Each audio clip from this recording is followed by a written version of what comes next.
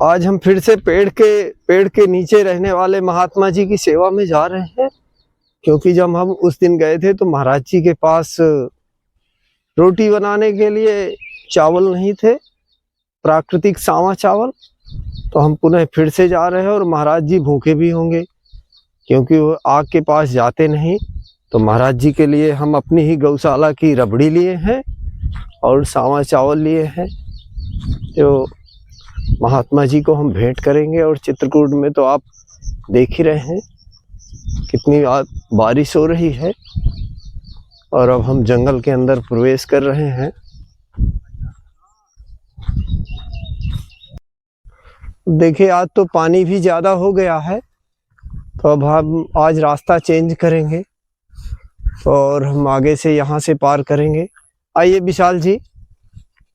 और ये जंगली घास इतनी है कि घास में कौन सा जीव कहाँ छुप कर बैठा हो कुछ पता भी नहीं चलता। तो अब हम यहाँ से देखिए कोई रास्ता नहीं है, अंदाजा लगाकर जाना पड़ता है, कितनी बड़ी बड़ी जंगली घास है।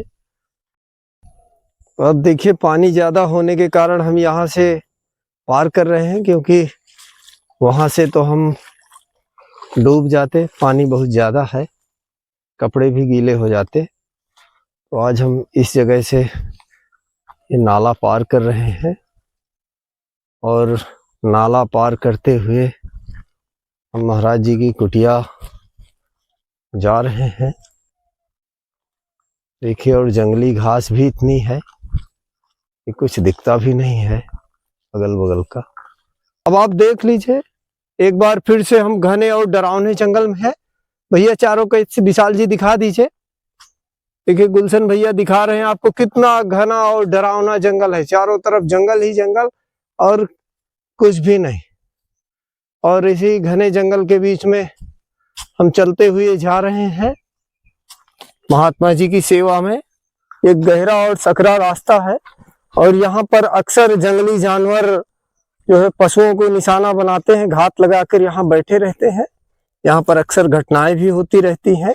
ये सकरा गलियारा है, तो जो शिकारी जानवर हैं तो अक्सर इस रास्ते पर हमला करते हैं, क्योंकि ये आने जाने का रास्ता है। आप देख लीजिए, बिल्कुल आपको यह दृश्य देखकर आपको लग रहा होगा हम किसी बीहड़ में आ गए। तो यहाँ भी बड़े बड़े मिट्टी के पहाड़ हैं, टीले हैं, जिनकी ऊंचाई 500-500, 200-200 फीट रहती है।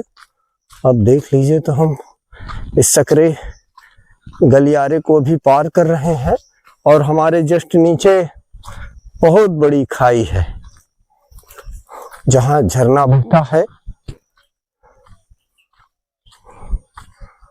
अब देख लो, यहाँ आने का कोई रास्ता नहीं है। बरसात है, अब तो बाइक भी नहीं बरसात में आ सकती। जब बारिश होती है तो बाइक का भी रास्ता बंद हो गया।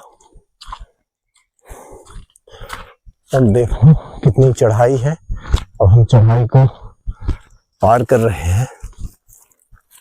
अब देखिए एक पेड़ हम आपको दिखा रहे हैं, आप कमेंट करके बताइएगा कि ये किस चीज का पेड़ है। इसके देखिए कितने चौड़े और बड़े बड़े पत्ते हैं।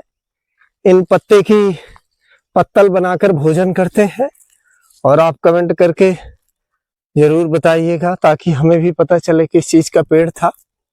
और अब देख लीजिए हम आ गए महाराज जी की कुटिया में लेकर राशन सेवा। महाराज जी महाराज जी महाराज जी लग रहा है नहीं है, क्योंकि कहीं आवाज नहीं आ रही। तो महाराज जी तो हमको नहीं मिले। आप देख लीजिए महाराज जी कहीं गए हुए हैं, तो हम यह सेवा यहीं भेंट कर देंगे, रख देंगे, क्योंकि महाराज जी और कहीं गए हुए हैं। आप देख लीजिए ये एक घना जंगल है, और सामने भी एक पर्वत है। एक पर्वत आपका सामने है, वो जो दिख रहा है, और दूसरा पर्वत अभी आइए भैया हम आपको दिखा रहे हैं। देखिए गूलर का पेड़ है, ये गूलर का पेड़ है जिससे गाद निकलती है, और ये उधर दिखा दीजिए तेंदू का पेड़ है जिसके नीचे महाराज जी का भोजन बनता है। और सामने हनुमान धारा पर्वत है, हनुमान जी महाराज जी की तपोस्थली। और इसी पर्वत के नीचे घने जंगल में महाराज जी की पर्णकुटी है। आप देख लीजिए महाराज जी की पर्णकुटी है और इसी पर्णकुटी में रहकर महाराज जी तप और साधना करते हैं। तो महाराज जी तो हमको नहीं मिले, तो जो हम राशन सेवा लाए थे तो महाराज